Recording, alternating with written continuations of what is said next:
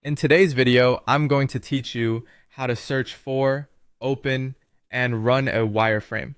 Before we begin, here's the quick idea. We're going to use the action icon to find a wireframe, open it from search results, run it so it's interactive, and then click directly on the frame to start working with it.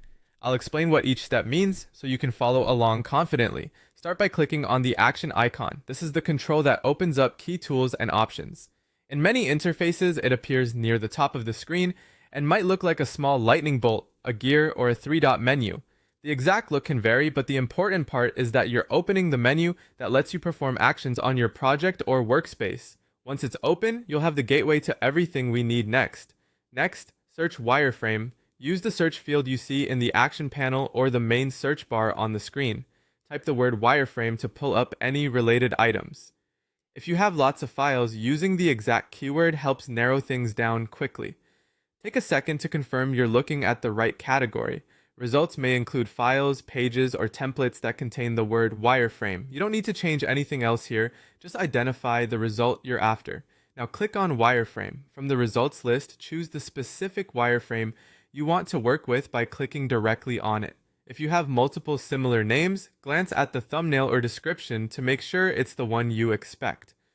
Opening it from here ensures you're viewing the correct version and context, which helps avoid edits or previews in the wrong place. Then click on Run. This launches the wireframe in an interactive mode so you can see how it behaves. Think of Run as a live preview. It shows transitions, clickable areas, and flows as your end users would experience them. Depending on the platform, Run may look like a play button or be labeled Run or Preview. Either way, the idea is to activate the wireframe instead of just viewing it statically. Finally, click on the frame. Once the Run view is open, click directly on the frame area to bring it into focus and begin interacting. This ensures keyboard and mouse inputs are captured by the frame, and it activates hotspots or navigation elements.